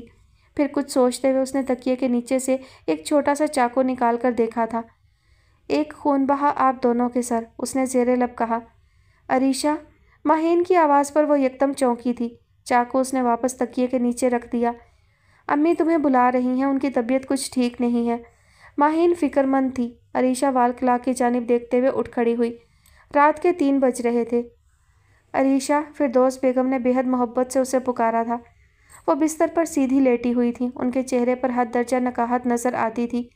عریشہ کے پتھریلے جذبات میں ممتا کی تیز آنچ سے ہلچل سی ہوئی۔ وہ ان کے قریب جا بیٹھی۔ عریشہ، انہوں نے اس کا سرد ہاتھ تھام لیا۔ بیٹی، ہماری غلطیوں کو معاف کر دینا۔ ان کی آواز میں لرزش تھی اور لہجے میں پچھتاوے کا احساس۔ آپ نے کوئی غلطی نہیں کی امی۔ ماہین دوسری جانب سے ان کے قریب آ بیٹھی تھی۔ اس نے ماں کا دوسرا ہاتھ تھام لیا۔ ماں باپ کبھی بھی جان بوجھ کر اولاد کو دکھ دینے کا نہیں سوچ سکتے۔ عریشہ یہ بات تب سمجھے گی جب ماں بنے گی۔ ماں کی بے پناہ محبت اور بے غرضی کو یہ اس وقت صحیح طور پر پرکھ پائے گی۔ ابھی یہ ناقص سوچ رکھتی ہے، اس لیے مغالطوں کا شکار ہے۔ عریشہ خاموشی سے ان دونوں کی گفتگو سن رہی تھی۔ اس نے کسی بھی بات کی تائید یا تردید کی ضرورت محسوس نہیں کی۔ تم نافع کے ساتھ بہت خوش رہو گی بیٹی، یہ ایک ماں کا یقین ہے اور دعا بھی۔ فردوس بیگم اس کے اندر کے سناٹے سے کوئی گونج سننے کی مطمئنی تھی۔ اتنا تو میں سمجھ چکی ہوں کہ تم اس رشتے سے سخت ناخوش ہو، لیکن بیٹی، یہ تمہارے بابا کا فیصلہ تھا اور باپ بیٹیوں کے مقدر کا فیصلہ بہت سوچ سمجھ کر ہی کرتے ہیں۔ اتنا تو یقین ہے نا کہ تمہارے باپ تم سے بہت پیار کرتے ہیں۔ صرف بابا جان ہی نہیں، آپ بھی ہم سے بہت محبت کرتی ہیں امی۔ ماہین پھر جلدی سے بولی۔ ہم سب کو اس بات کا یقین ہے، ماں اگر سخت گیر بھی ہو تو اس کی محبت میں کمی نہیں آ سکتی۔ ہاں، وہ آہستگی سے بولی۔ شاید میں نے تم لوگوں سے سختی ہی روا رکھی ہے، لیکن یہ بھی سچ ہے میرے بچوں کہ میں تم سب کو بہت چاہتی ہوں۔ عریشہ، ماہین اس سے مخاطب ہوئی۔ امی کی طبیعت ٹھیک نہیں، وجہ جانتی ہو؟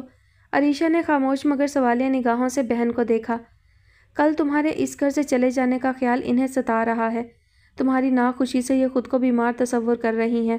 بہتر ہوگا کہ تم انہیں بتا دو کہ تم مطمئن ہو اور خوش بھی۔ عریشہ کے لبوں پر ایک نافہم سی مسکراہٹ ابھری اور معدوم ہو گئی۔ ماہین نے ایک گہری سانس بھری تھی۔ تم یہاں امی کے پاس ہی لیٹ جاؤ عریشہ، تمہاری یہاں موجودگی سے امی کو تقویت رہے گی۔ پھر وہ اپنی جگہ سے اٹھتے ہوئے بولی، میں نیچے کارپیٹ پر سو جاتی ہوں۔ مجھے عریشہ بے چین سی ہو اٹھی۔ مجھے شاید یہاں نیند نہ آئے۔ ماہین نے کھڑے ہوتے ہوتے لمحہ بھر کے لیے حیرت سے اسے دیکھا۔ کوئی بات نہیں، پھر وہ اطمینان سے بولی، تم تو یوں بھی راتوں کو جاگنے کی عادی ہو، ایک رات اپنی ماں کے لیے بھی جاگ لوگی تو کوئی فرق نہیں پڑے گا۔ بیٹی، ماہین ٹھیک کہتی ہے، تم میرے پاس ہی لیٹ جاؤ، مجھے سکون رہے گا۔ فردوس بیگم قدرے لجاجت سے بولی تھی۔ عریشہ نے خود کو بے بس سا محسوس کیا۔ میں تمہیں ٹرینکولائزر دے دیتی ہوں، ماہین بولی، تم پرسکون سی نیند سو جاؤ گی اور کل فریش بھی لگو گی۔ عریشہ بادل نخواستہ ماں کے ساتھ لیٹ گئی تھی۔ اس کے ذہن میں کئی سوالات گردش کر رہے تھے، لیکن ماں اور بہن نے فی الوقت اسے مجبور سا کر دیا تھا۔ اس نے پھر بے چینی سے کروٹ بدلی تھی۔ کروٹیں بدل بدل کر اس کے اعصاب جھنجھلا اٹھے تھے۔ نیند کسی بے مہر دوست کی مانند روٹھی ہوئی تھی، جس نے رابطے کا ہر سلسلہ منقطع کر دیا ہو۔ شہلا بالآخر اٹھ کر بیٹھ گئی۔ سارے دن کی تھکا دینے والی مصروفیت کے باوجود اس کا ذہن ذرا سی تھکن محسوس نہ کر رہا تھا۔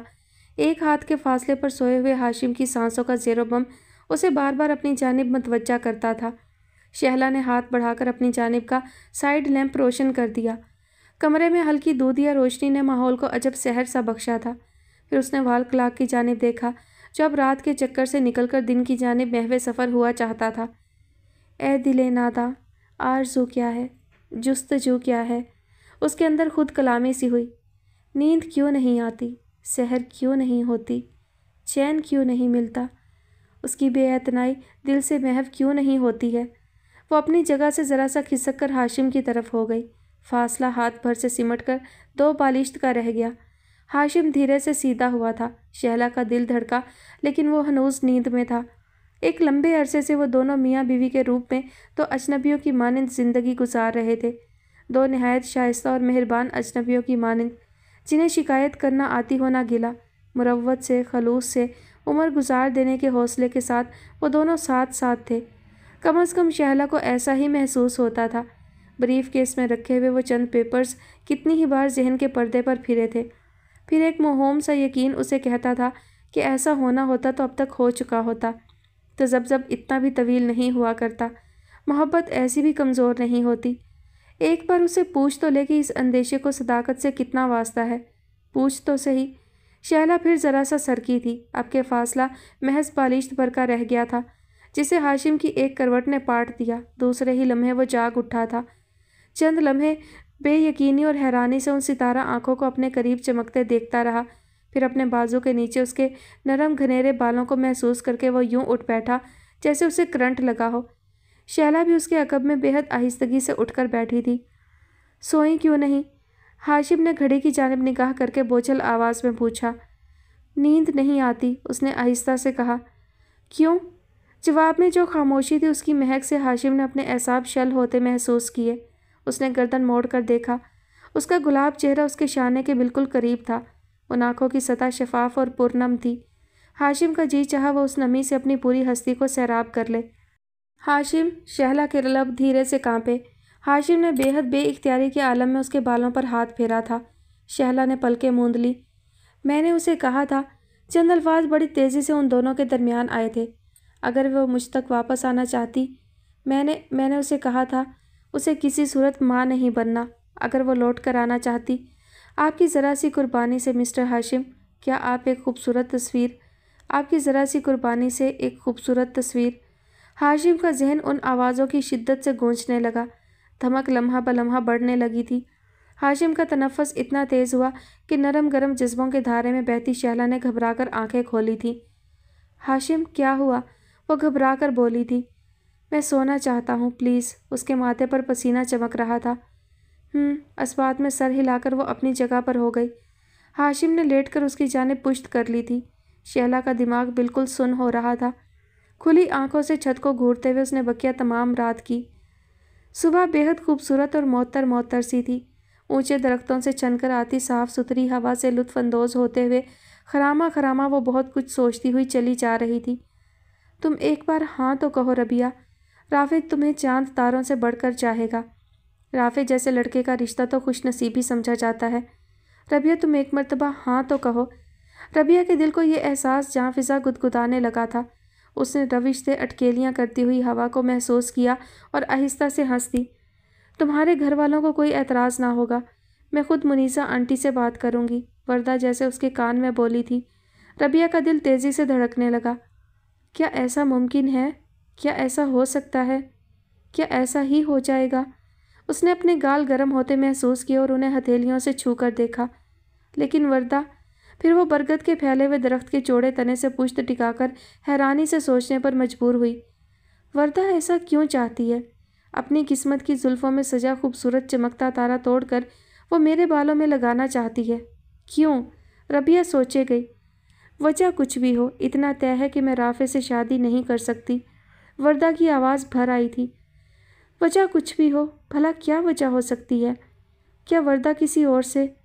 نہیں، بھلا ایسا کیسے ممکن ہے؟ ایسا ہوتا تو وردہ مجھ سے کیوں چھپاتی؟ کیا تم نے وردہ سے نہیں چھپایا کہ تم رافع سے؟ نہیں، وہ بے چین ہو اٹھی۔ میں نے کچھ چھپایا نہیں، بتانے کے لیے بھلا میرے پاس تھا ہی کیا؟ لیکن یہ ضرور ہے کہ وردہ مجھ سے کچھ چھپا رہی ہے۔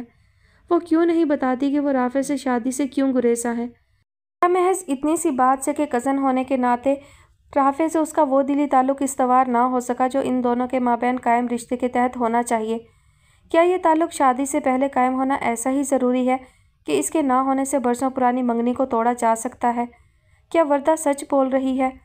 اپنی سوچوں سے بے چین اور مضطرب ہو کر وہ پلٹی تھی، پھر وہیں تھم کر رہ گئی۔ سامنے والے درخت کے تنے سے ٹیک لگائے دونوں ہاتھ سینے پر باندھے رافع نہ جانے کب سے اسے دیکھ رہا تھا۔ اوہ، ربیہ کے لبوں سے نکلا تھا۔ اس کا ہاتھ بے اختیار اپنے سینے پر گیا تھا۔ مزاج بخیر؟ وہ مسکرایا۔ جی شکریہ۔ وہ سر جھکا کر آگے بڑھی۔ رافع اس کے ساتھ ساتھ ہی چلنے لگا تھا۔ ربیہ سے قدم اٹھانا دشوار ہونے لگا۔ ابھی چند لمحوں قبل وہ جس طرح کی سوچوں کا شکار تھی، اس کے فوراً بعد رافع کا سامنا ہو جانا اسے پزل کر گیا تھا۔ بہت دن بعد دیکھا آپ کو یہاں۔ رافع نے گردن موڑ کر اسے دیکھا۔ میں بہت دن بعد ہی آئی ہوں، وہ آہستگی سے بولی۔ تبھی مجھے روز صبح روٹھی ہوئی ملتی تھی، وہ بھی آہستہ سے بولا۔ ربیہ کے قدم سست ہونے لگے، ہر چند کے وہ انہیں تیزی سے بڑھانا چاہتی تھی۔ ربیہ، یکایک رافع رکا تھا۔ آپ مجھ سے شادی کریں گی؟ ربیہ ششدر رہ گئی۔ یوں اچانک سرے راہ وہ اس قدر آسانی سے ایسا مشکل سوال پوچھ لے گا اس کے گمان میں بھی نہ تھا۔ گھنے درختوں کے سائے میں پناہ گیر وہ لمحہ بہت خوبصورت تھا۔ رافع، وہ ہکلائی، آپ انگیجڈ ہیں؟ رافع چند لمحے اس کی آنکھوں میں جھانکتا رہا، پھر دھیرے سے مسکرا دیا۔ آپ نے صرف میرا نام لیا ربیہ، آپ نے اپنا نہیں کہا کہ آپ انگیجڈ ہیں۔ جانتی ہیں کیوں؟ کیونکہ بے اختیاری میں ہی انسان کے لبوں سے سچ نکلتا ہے۔ اس روز ہاسپٹل میں آپ نے وردہ سے جو کچھ کہا وہ جھوٹ تھا، نہ جانے وہ وردہ کو سنانے کے لیے تھا یا مجھے۔ بہرحال ہم دونوں ہی نے اس پر یقین نہیں کیا۔ ربیہ خاموش کھڑی اس کی ٹی شرٹ کے بٹن گنتی رہی۔ نہ جانے اس سے آپ کا مقصد کیا تھا؟ رشتے زبردستی باندھے نہیں جاتے ربیہ، تو زبردستی توڑے بھی نہیں جا سکتے۔ اور رشتے محض خونی یا قانونی ہی نہیں ہوتے، کچھ رشتے صرف نگاہوں کے مابین قائم ہوتے ہیں، ان میں کوئی غرض، کوئی کھوٹ، کوئی ریا نہیں ہوتی۔ ربیہ نے نظریں اٹھا کر اسے دیکھا۔ میرے اور آپ کے درمیان کیا ہے رافع؟ رافع نے قریب سے گزرتی تتلی کے تعاقب میں دور تک دیکھا۔ اب تک جو تھا وہ محض ایک احساس تھا ربیہ، جس کے رنگ دل کی سطح پر ٹھہرے ہوئے ہیں، لیکن اب اس احساس کو یقین بنا لینے کا وقت ہے۔ اگر تم میرا ساتھ دینے پر راضی ہو تو۔ رافع نے بات مکمل کر کے اس کی آنکھوں میں جھانکا۔ ربیہ نے سر جھکا لیا۔ یہ احساس میں خود تک محدود رکھنے کا پابند تھا، لیکن وردہ نے منگنی ختم کرنے کا اعلان کر کے مجھے اس بندھن سے آزادی بخش دی ہے۔ اس کا کہنا ہے کہ ہم دونوں ایک دوسرے کے لیے نہیں ہیں، ہم ایک دوسرے کے ساتھ خوش نہیں رہ سکتے، اس لیے اس زبردستی کے رشتے کو نبھاتے رہنے سے کچھ حاصل نہ ہوگا۔ ربیہ نے اس کی بات پر اپنے اندر عجب بے چینی سی محسوس کی تھی۔ کیا وردہ واقعی آپ سے شادی کرنا نہیں چاہتی؟ وہ تو یہی کہتی ہے، اور آخر وہ غلط کیوں کہے گی؟ اور جب ایسا ہے تو پھر ایسا ہی صحیح، یقیناً مجھ سے بہت بہتر کوئی شخص کہیں اس کا منتظر ہوگا، ٹھیک ہے نا؟ پتہ نہیں، اس کے لبوں سے نکلا۔ میں اپنی امی کو تمہارے گھر بھیج سکتا ہوں؟ ربیہ خاموش کھڑی اپنے دل کی دھڑکنیں گنتی رہی جو کوئی انوکھا سا پیغام دینے پر آمادہ تھی۔ تمہاری خاموشی تمہارا اثبات سمجھو؟ رافع کا لہجہ بوجھل ہو گیا۔ ربیہ دھیرے سے مسکرا کر آگے بڑھ گئی تھی۔ رات نے جھلملاتا لباس پہنا، گھنیری زلفوں میں چمکتے ستارے ٹانکے، موتیا اور گلابوں کی مہک کو ہمراہ کیا اور حیات ولا کے مکینوں کے پاس چلی آئی۔ 3 براتوں کی آمد کے پیش نظر شہر کا سب سے بڑا اور کشادہ ہال ارینج کیا گیا تھا، جہاں حیات ولا کے سبھی مکین موجود تھے سوائے نافع اور رافع کے، جنہوں نے نافع کے دوست احباب کے ہمراہ ایک عدد بارات کا سا تاثر لے کر آنا تھا۔ ثانیہ کی برات کو دور جانا تھا سو اس کے سسرال والے بارات لے کر پہنچ چکے تھے۔ ثانیہ کو نکاح کے بعد سٹیج پر لے جایا گیا تھا، جہاں اس کے اور اس کے گھر والوں کی تصاویر بن رہی تھیں۔ ڈریسنگ روم میں نائمہ اور عریشہ رہ گئی تھیں۔ عریشہ کی خاموش کاٹدار نظریں نائمہ کے سراپے میں جیسے سوئیاں سی چبھو رہی تھیں، وہ بار بار پہلو بدلتی تھی۔ اسے اس پاگل لڑکی کی کٹیلی نظروں سے خوف سا محسوس ہو رہا تھا۔ گہرا سرخ بیش قیمت بنارسی غرارہ زیبتن کیے اینٹیک لک دیتے بھاری زیورات سے مزین نائمہ کو پہچاننا آج مشکل محسوس ہوتا تھا۔ ڈھیروں ڈھیر کلیوں کے بیچ چمکتا گلاب چہرہ اپنی معصومیت بھری چھب سے پھولوں اور کلیوں کو بھی مات دے رہا تھا۔ عریشہ کا لباس میرون تھا، جس پر میرون اور گولڈن کام تھا۔ گولڈن جولری اور میرون میک اپ نے اس کے اداس چہرے اور خاموش نگاہوں کو عجب پر اسرار سا تاثر بخشا ہوا تھا۔ کچھ بات کرو نا، نائمہ گھبرا کر بولی تھی۔ اتنی خاموش کیوں ہو؟ عریشہ عجیب سے انداز میں مسکرائی تھی۔ جو کچھ کہنا تھا کہہ چکی، پھر وہ بولی تھی، اب خاموش ہی ہونا ہے۔ میں کچھ سمجھی نہیں۔ نائمہ نے حیرانی سے اس کے اسرار سے بھرا روپ دیکھا۔ سمجھ جاؤ گی، سبھی سمجھ جائیں گے۔ وہ دونوں کے درمیان پھر خاموشی در آئی تھی۔ عریشہ چپ چاپ اسے دیکھنے لگی۔ ایسے کیا دیکھ رہی ہو؟ نائمہ نے مسکرانے کی کوشش کی۔ دیکھ رہی ہوں کہ آنے والے لمحوں کے احساس نے تمہیں خوبصورت بنا دیا ہے، ورنہ تم اتنی خوبصورت تو نہیں ہو۔ آنے والے لمحے؟ نائمہ کا دل بیٹھنے لگا۔ جو جھوٹ بولے ہیں اس سے نبھا پاؤ گی؟ اس نے کاٹدار انداز میں پوچھا تھا۔ نائمہ نے چونک کر اس کی شعلہ بار آنکھوں میں دیکھا۔ جھوٹ بولتے وقت صرف تمہارا خیال تھا یا اپنے خاندان کی عزت کا؟ پھر وہ رسانیت سے بولی، اب بھی میرا ضمیر مطمئن ہے کہ میں نے جو کچھ کہا کسی کی بھلائی کے لیے کہا۔ ہاں، بھلائی؟ بھلائی تو صرف تمہاری اپنی پوشیدہ تھی۔ تم کسی بھی طرح اسے پانا چاہتی تھی، خواہ جھوٹ سے ہی صحیح۔ بعد میں کیا ہونا ہے اور کیا ہوگا تم نے اس بارے میں سوچا تک نہ ہوگا۔ عریشہ، مجھے نہیں لگتا کہ میں کبھی بھی تمہارا دل صاف کر پاؤں گی، لیکن مجھے اپنی آنے والی زندگی کے کسی پل سے کوئی سکھ نہ ملے اگر میں نے ایسا کچھ بھی سوچا یا چاہا ہو۔ پہلی بات تو یہ کہ میں نے فراز کو پانے سے پہلے اسے جھوٹ بولنا تو درکنار، کبھی اس سے بات تک نہ کی تھی۔ اس سے رشتہ جڑنے کے بعد اگر میں نے خود کو وہ لڑکی ظاہر کیا جو اس سے رات رات بھر فون پر باتیں کرتی تھی تو محض تمہاری اور نافع کی اور اپنے پورے خاندان کی عزت کے لیے، کیونکہ اس وقت تم نافع کی منکوحہ، اس کی عزت تھی۔ نافع اور فراز آپس میں دوست اور شناسہ نہیں۔ تم ہی بتاؤ، حقیقت جان لینے کے بعد فراز کی نظروں میں تمہارے لیے کون سا جذبہ ہوتا؟ کم از کم وہ تم سے شادی تو نہ کرتا۔ وہ پھنکاری، میری نظروں کے سامنے کسی اور کا تو نہ ہوتا۔ میں آج بھی اس سے محبت کرتی ہوں، سنا تم نے؟ ان الفاظ کی باز گشت تم کبھی نہیں بھول پاؤ گی۔ نائمہ ساکت رہ گئی، کھلی آنکھوں سے وہ اس دیوانی لڑکی کو دیکھ رہی تھی۔ سلور مکیش سے سجا فیروزی لباس سیمتن کر کے اس نے بال سنوارے اور لبوں پر تیز گلابی لپسٹک لگائی۔ کانوں میں فیروزے کے ٹاپس پہن کر وہ پلٹ ہی رہی تھی جب منیسا بیگم اس کے قریب چلی آئیں۔ ماشاء اللہ، چشمے بد دور۔ انہوں نے محبت سے اس کا چہرہ دیکھا اور پیشانی پر مہر محبت ضبط کی۔ آج تو میری بیٹی کا روپ ہی نرالا ہے۔ ربیہ نے جھینپ کر سر جھکا لیا تھا۔ یہ الوہی چمک، ایسا دمکتا نور کا حالہ جیسے یہ کسی فرشتے کا چہرہ ہو۔ انہوں نے ربیہ کو غور سے دیکھا۔ آج میری بیٹی بہت خوش نظر آتی ہے۔ ربیہ نے حیرانی سے انہیں دیکھا۔ ماں کی نظروں میں چھپی پوشیدہ مگر شدید قوت کا احساس اسے ہوا تھا۔ حقیقت یہی تھی کہ صبح رافع سے ہونے والی ملاقات کا اثر اب تک اس کے روئے روئے میں مہک رہا تھا۔ وہ خود کتنی ہی بار آئینے میں اپنا چہرہ دیکھ چکی تھی۔ رات کو ہونے والی اس تقریب کا اسے صبح سے ہی انتظار تھا۔ منیسا بیگم اب تک اس کا چہرہ بغور دیکھ رہی تھی۔ ربیہ؟ جی امی۔ وہ چونکی۔ ایک بات پوچھوں؟ یہ بھی پوچھنے کی ضرورت ہے؟ وہ ہنس دی۔ امیر حسن کے بارے میں تمہارا کیا خیال ہے؟ ربیہ یکدم حیران ہوئی تھی۔ اس کا چمکتا چہرہ قدرے ماند پڑا۔ امیر حسن؟ وہ تم سے شادی کا خواہش مند ہے بیٹی۔ لیکن امی جی، وہ بے اختیار پریشانی سے بولی، میں ان سے شادی؟ وہ بولتے بولتے خاموش سی ہو گئی۔ منیسا بیگم بے چین ہو گئی۔ کیا بات ہے ربیہ؟ کیا تمہیں امیر حسن پسند نہیں؟ کیا کسی اور کو؟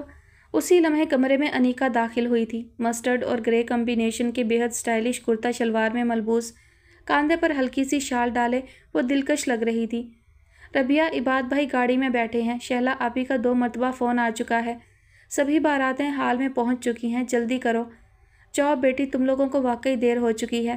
منیسا بیگم نے تفکر سے گھڑی کی سمت دیکھا۔ واپس آؤ گی تو بات کریں گے انشاءاللہ۔ آپ اکیلی رہ جائیں گی نا؟ ربیہ پریشان تھی۔ بے فکر ہو کر جاؤ، میری طبیعت ابھی بالکل ٹھیک ہے۔ ہم جلدی آ جائیں گے امی جی۔ انیکا نے انہیں تسلی دیتے ہوئے ان کا گال چوما۔ ہاں بچوں، جلدی آ جانا، اکیلے گھر میں میرا دل بالکل نہیں لگے گا، انہوں نے پیار سے کہا تھا۔ اسٹیج پر رنگ و بو اور روشنیوں کا ہجوم سا اکٹھا ہو گیا تھا۔ کسی کنسرٹ کے اسٹیج کی طرح بنائے گئے وسیع و عریض اسٹیج پر تل دھرنے کی بھی جگہ نہ تھی۔ دلہا اور دلہنیں اپنی اپنی نشستوں پر براجمان تھے۔ مووی اور تصویروں کی شیدائی لڑکیاں تصویریں اور مووی بنوا رہی تھیں۔ اسی افراتفری میں بڑے بزرگوں کو بھی اس کار خیر کو سر انجام دینے کے لیے کھینچ لیا جاتا تھا۔ حیات ولا کے سبھی مکین چہروں پر خوشگوار مسکراہٹ لیے ہوئے تھے۔ آنے والے مہمانوں کو خوش آمدید کہتے ہوئے، دعائیہ کلمات وصول کرتے ہوئے سبھی کے احساسات و جذبات خوشگوار تھے۔ وسیع و عریض حال میں اتنے ڈھیر سارے مہمانوں کو دیکھتے ہوئے ربیہ قدرے گھبرا سی گئی تھی۔ نائمہ کے لیے خریدا گیا گفٹ وردہ کو تھماتے ہوئے اس نے اس بات کا اظہار بھی کر ڈالا تھا۔ ارے، وردہ ہنس دی۔ جانتی ہوں کم آمیز ہو، مگر ایسی بھی کیا کم آمیزی، اتنی بھرپور تقریب ہے، انجوائے کرو۔ میرا جی چاہ رہا ہے میں بالکل کونے والی میز پر بیٹھوں۔ اس نے ادھر ادھر دیکھا تھا۔ تو ٹھیک ہے، کونے والی میز پر ہی بیٹھ جاؤ، وردہ مسکرائی تھی۔ تم جہاں بھی بیٹھو گی ڈھونڈ لی جاؤ گی۔ ربیہ ناسمجھی سے مسکرائی۔ وردہ نے اسے غور سے دیکھا، پھر قدرے ٹھنڈے لہجے میں کہا، رافع تمہیں ڈھونڈ ہی لیں گے۔ ربیہ کی تحیر بھری آنکھوں نے وردہ کی بے تاثر نظروں میں کچھ کھوجنا چاہا۔ آخر اس نے ایسا کیوں کہا تھا؟ تم بیٹھو نا ربیہ، وردہ نے اچانک اس کے دونوں ہاتھ دھیرے سے دبائے۔ ابھی کھانا لگے گا تو ساتھ کھانا کھائیں گے، ٹھیک؟ ربیہ نے آہستہ سے اس بات میں سر ہلایا۔ وردہ کسی مہمان کو آتا دیکھ کر اس جانب بڑھ گئی تھی۔ انیکا اپنی چند شناسہ لڑکیوں کے ساتھ میڈیکل کالج کے حالات پر سیر حاصل تبصرہ کر رہی تھی۔ ربیہ تنہا ہی ایک کرسی پر بیٹھ گئی اور ارد گرد بکھری خوشیوں اور روشنیوں کو دیکھنے لگی۔ یکایک ایک مخصوص مہک کا احساس ہونے پر وہ چونکی تھی۔ رافع اس کے قریب موجود تھا۔ ربیہ کو اپنی آنکھوں میں روشنی سی بھرنے کا احساس ہوا۔ دل اجنبی سی تال پر دھڑکا۔ رات گئے صبح صادق کے حوالے یاد آنے لگے تھے۔ اکیلی ہی آئی ہیں؟ رافع نے اسے تنہا پا کر پوچھا۔ نہیں، انیکا اور عباد بھائی بھی ساتھ ہیں، وہ مسکرائی۔ آنٹی؟ ان کی طبیعت ٹھیک نہیں ہے۔ ربیہ ماں کے حوالے پر قدرے اداس ہوئی تھی۔ وہ گھر پر ہیں۔ اسی لمحے رافع کو حمزہ نے آواز دی تھی۔ رافع نے پلٹ کر دیکھا۔ حمزہ کیمرہ تھامے ہاتھ ہلا ہلا کر اسے بلا رہا تھا، شاید کسی گروپ فوٹو کے لیے۔ رافع نے معذرت خواہانہ انداز میں مسکرا کر ربیہ کو دیکھا اور حمزہ کی جانب بڑھ گیا۔ ربیہ کی نگاہوں نے کچھ دیر اسے دیکھا۔ سیاہ کوٹ پینٹ میں ملبوس رافع آج ہمیشہ سے زیادہ خوبرو نظر آ رہا تھا۔ ربیہ کی نظریں کافی دور تک اس کے ساتھ گئی تھیں۔ یکایک اس نے اپنے قریب کسی کی کھنکار سنی۔ ربیہ چونک کر خود میں پلٹی۔ رائمہ اس کے قریب بیٹھ رہی تھی۔ السلام علیکم، ربیہ نے گرم جوشی سے سلام کیا۔ وعلیکم السلام، کیسی ہو ربیہ؟ ویسے پوچھنے کی ضرورت بھی کیا ہے، ماشاءاللہ بہت خوبصورت اور پیاری لگ رہی ہو۔ جب اتنا تیار ہوتے ہیں تو نظر کا ٹیکا بھی لگا لیتے ہیں۔ رائمہ نے اپنی آنکھ کے گوشے سے ذرا سا کاجل لے کر اس کے کان کے پاس لگایا۔ ربیہ بے طرح جھینپ گئی۔ وردہ تم سے بہت پیار کرتی ہے، اکثر تمہارا ذکر کرتی ہے۔ حالانکہ وہ بہت لیے دیے رہنے والی لڑکی ہے، لوگوں سے کم ہی گھلتی ملتی ہے۔ تم نے اندازہ لگا ہی لیا ہوگا۔ جی، ربیہ دھیرے سے مسکرائی۔ ایسا ہی ہے، پھر بھی اس کی ذات کی خوبصورتی سبھی کو اپنا بنا لیتی ہے۔ نہیں، رائمہ نے سانس بھر کر کہا، ایسا بھی نہیں ہے۔ ایسا ہوتا تو رافع کیوں نہ بن سکا اس کا؟ اس نے یہ سوال براہ راست ربیہ کی آنکھوں میں دیکھ کر پوچھا تھا۔ ربیہ کا چہرہ قدرے بے رنگ ہوا۔ رافع؟ اس نے کچھ کہنا چاہا لیکن کہہ نہ پائی۔ ہاں، رافع، جسے وہ بچپن سے چاہتی ہے، اس وقت سے جب ان دونوں کی نسبت بھی طے نہ ہوئی تھی۔ اسی رافع سے جسے وہ ازد خاموشی سے اپنی پلکوں اور اپنی دعاؤں کے حصار میں رکھتی تھی۔ وہ رافع اسے چھوڑ کر، گہرا سانس بھر کر اس نے ربیہ کے سراپے کو بے حد غور سے دیکھا تھا۔ چاندی میں سونے سے زیادہ چمک ہوتی ہے۔ پھر وہ زیر لب بولی، جیسے خود اپنے آپ سے مخاطب ہو، لیکن چاندی سونے سے زیادہ تو نہیں ہوتی، ہے نا ربیہ؟ پھر یکایک وہ ربیہ کو دیکھ کر مسکرا دی۔ خیر، تم وردہ کی دوست ہو، اس لیے تم سے کہہ گئی یہ سب کچھ، ورنہ وردہ نے تو اس ایشو پر بات کرنے پر بین لگایا ہوا ہے۔ لیکن تم ہی کہو ربیہ، اتنی پرانی نسبتیں یوں بے کہ جنبش ابرو ختم کی جا سکتی ہیں؟ ختم کی جانی چاہیے۔ لڑکوں کا کیا ہے، وہ تو ادھر ادھر نظریں دوڑاتے ہی رہتے ہیں، ایسی باتوں پر رشتے ٹوٹ جایا کرتے ہیں بھلا۔ وردہ تمہاری دوست ہے، اگر تم اسے سمجھا سکو تو۔ وہ اٹھ کھڑی ہوئی۔ اور رافع بھی شاید تمہارا کہا مان لے۔ دراصل امی بہت پریشان ہیں۔ وہ آگے بڑھ گئی تھی۔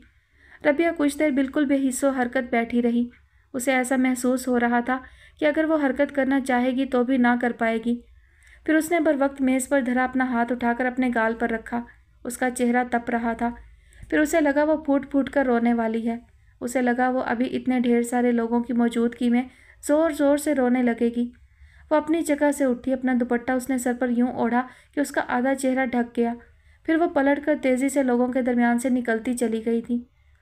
عباد اور انیکا بے حد گھبراہٹ کے عالم میں گاڑی سے اترے تھے۔ مرکزی دروازہ انہیں کھلا ہی ملا۔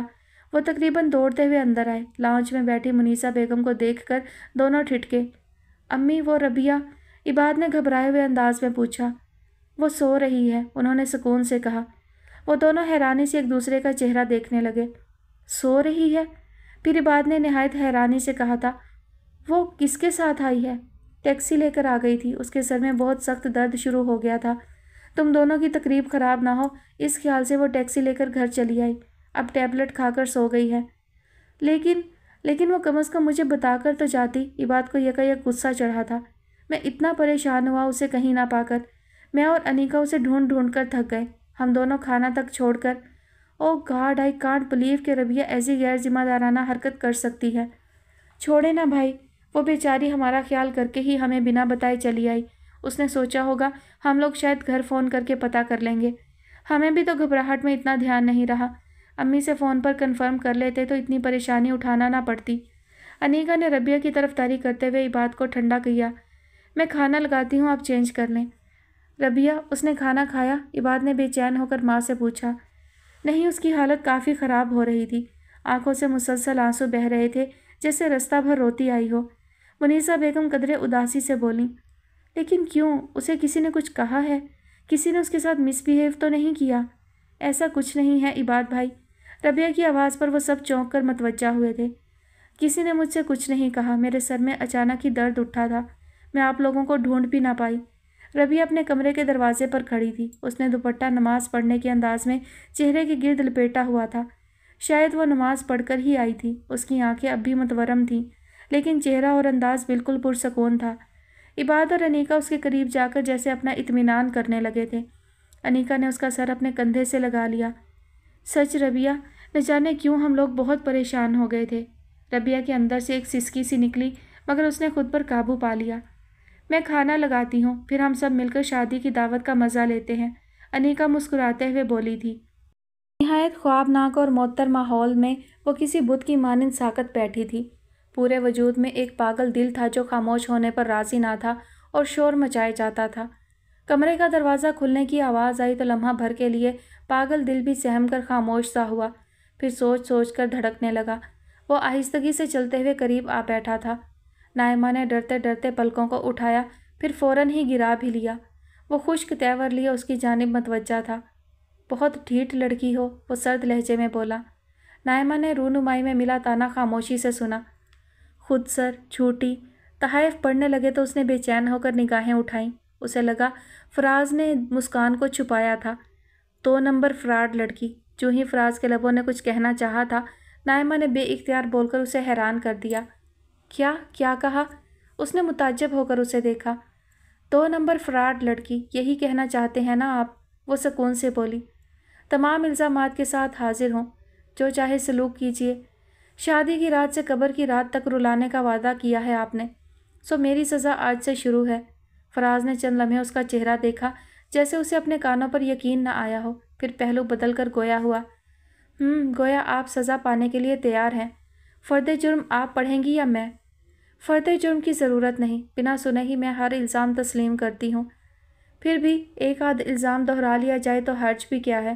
اس نے مسکراہٹ دبائی تھی۔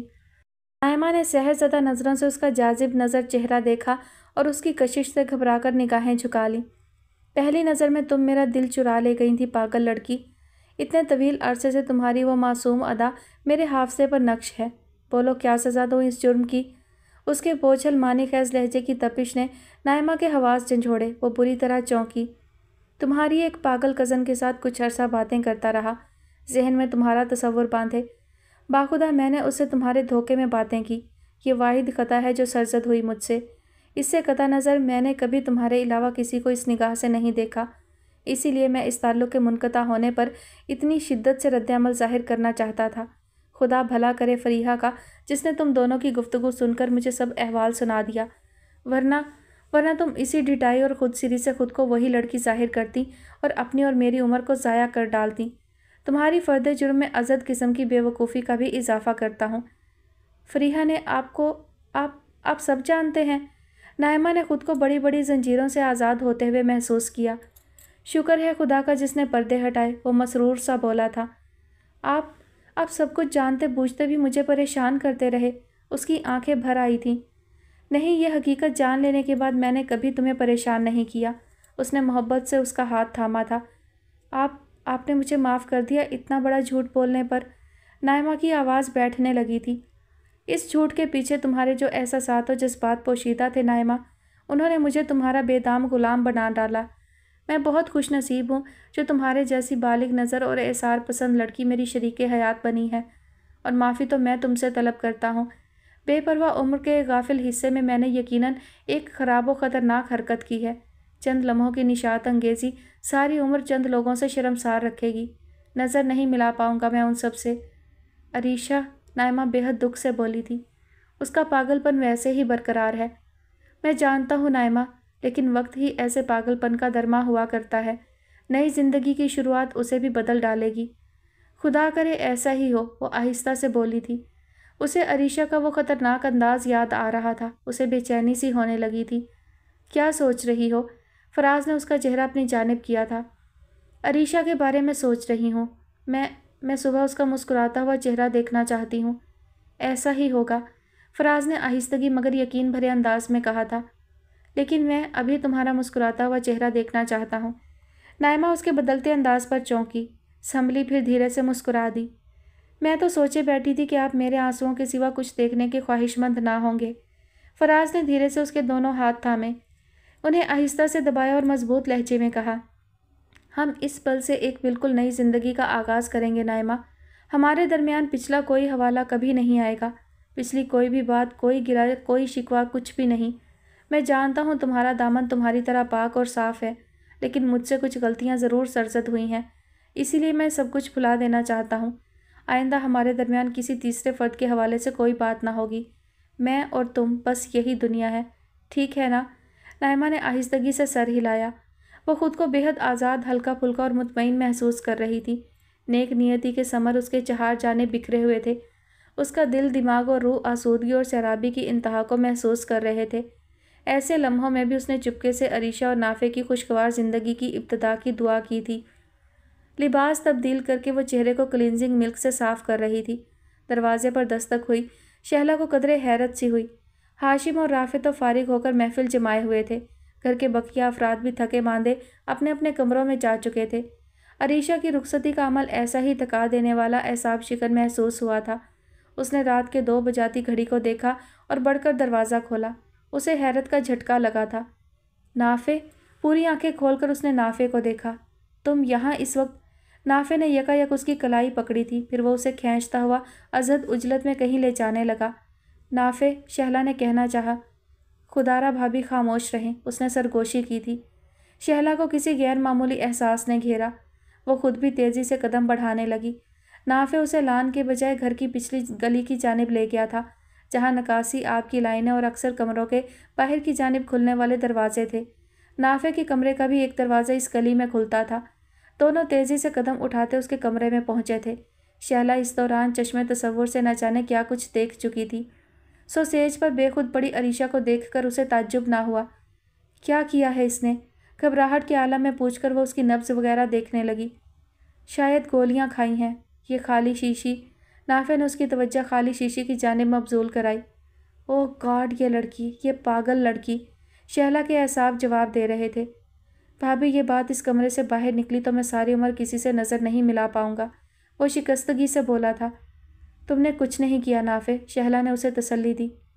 شاید یہی میرا قصور ہے، میں نے امی سے کہا بھی تھا۔ اس کی آنکھیں بے اختیار نم ہوئی تھیں۔ اوفو، یہ وقت ان باتوں کا نہیں ہے نافع، تم اسے اٹھاؤ، میں گاڑی کی چابی لاتی ہوں۔ لیکن اس وقت کہاں جائیں گے؟ وہ ہراساں ہوا۔ یہ تو پولیس کیس ہے۔ ڈونٹ وری، میرے پروفیسر ہیں ڈاکٹر خالد، انہی کے کلینک لے کر چلتے ہیں اسے۔ جلدی کرو نافع، وقت ہمارے ہاتھوں سے نہ نکل جائے۔ نافع نے بے سود پڑی عریشہ کو کاندھے پر ڈال لیا۔ شہلا تیزی سے کمرے سے نکلی تھی۔